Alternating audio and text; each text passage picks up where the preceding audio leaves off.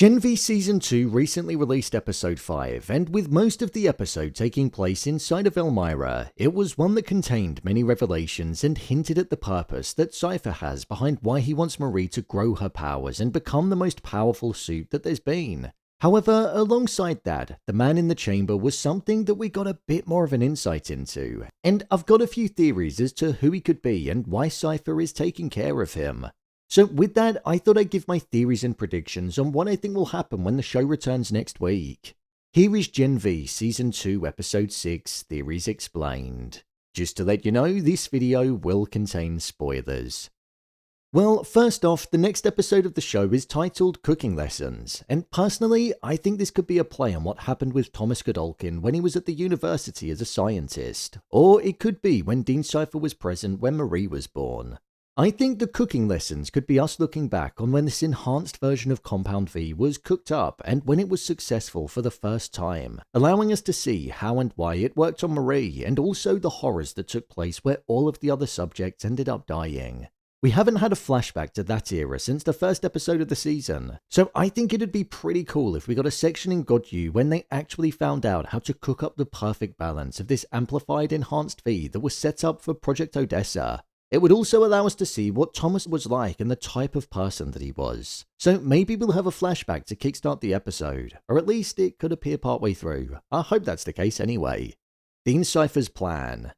Within the next episode, I think we're going to see more about Dean Cipher's plan being revealed to us. In the most recent episode, we saw that he was looking to push Marie's powers to the limit, and he was successful in doing so when it came to Marie bringing Annabeth back to life. So it feels like we've seen Marie understand just how powerful she can actually be. I think the bringing back of human life is the miracle that he spoke of a couple of episodes back, where he mentioned to Marie that if she moved the bags, then she'd be able to carry out miracles. Personally, I think Cipher wants Marie to be successful for a couple of different reasons. The first is that if she's able to bring people back to life, she essentially grants human immortality to a degree. But I also think that Cipher has plans on using her powers on the man that's being kept inside of the vault, which I think is Thomas Godolkin, creator of God U, who designed the university to essentially create soups that were just like Marie.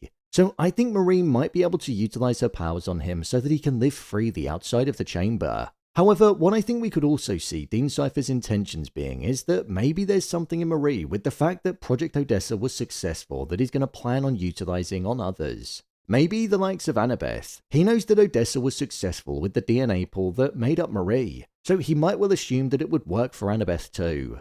I think we're also going to see the reason that Sister Sage is so interested in this. As we found out, she's now Madame CEO of Vord, and with her being the most intelligent person on the planet, she'll know the potential that Marie's powers could bring. So I think it's clearly something that Vord are going to look to capitalize on when it comes to Marie reaching her limit. Like I said, I think it's going to focus on immortality, bringing back Thomas Godolkin and also looking to multiply the way in which these enhanced soups are able to be created. If Homelander truly wants soup supremacy, then having more enhanced soups is something that he'd want on his side, hence why Project Odessa could end up being used as a weapon like Starlight said. The identity of the man in the chamber.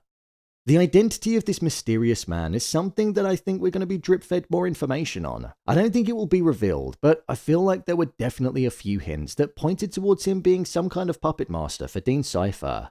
First off, I'm now at the point where I don't even think that Dean Cipher is this man's son. We know that Dean Cipher had worked for Vord and was a scientist at God U's basement when Marie was born, so quite a while ago.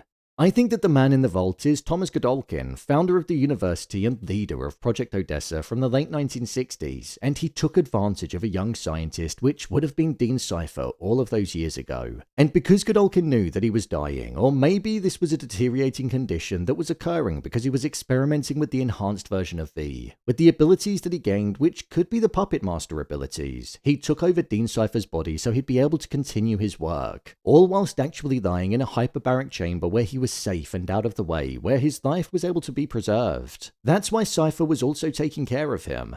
I think this because we've not seen any photos of the father and son together when they were younger, and I feel like seeing how much he's caring for his father, there'd be some recognition of that love in the form of memories. I also think that Cipher is a puppet for a couple of other reasons that we've seen. The first is that Cipher was being slapped by Sister Sage and he barely felt it, telling her to do it harder. Then when the knife went through his hand, he didn't react in the slightest, which makes me feel like he didn't feel pain because Cipher wasn't truly present there. When Sister Sage and Cipher were being intimate, they didn't care that the man was sitting there in the bath and looking on with intrigue and excitement. Plus, Sister Sage looked over at him, which makes me feel like she knew that she was actually being intimate with him rather than Cipher. Add in the fact that Cipher had no compound V running through his system either. That could highlight how he's just a mere human that's been taken advantage of. And then finally, when Jordan was speaking with Cipher inside of the cell, Jordan mentioned how when Cipher was controlling them, they were able to sense that he was actually in a lot of pain. Jordan described their experience of being controlled as one where they were fully aware of everything that was going on and like they were in the backseat of a car, just not able to do anything. So I wonder if they could sense that the true Cipher was experiencing that too, because he was in fact being controlled by the man in the chamber and the version in front of her wasn't the true scientist, but was just a puppet. The group will leave Elmira and be reunited. Within the previous episode, we saw that the group were about to make it out of Elmira, and in this next episode, I think we'll see them successfully breaking out and they'll be allowed to be back at God U. I say this because Cipher will be fully aware of what's going on and it was all part of his plan. So the group will return to campus and resume their classes, but alongside that, I also think we'll see Marie working with Cipher to improve her powers and abilities. With Sam also back on the campus after becoming more accepting of his powers after meeting with his parents, I think we'll see him work with the group to look to take down Cipher and expose Project Odessa and the work that's been going on. I think we're also going to see a love triangle forming between him, Emma, and Greg. Emma and Greg clearly like each other, but with Sam and Emma having history, I feel like that could potentially get in the way of that blossoming relationship.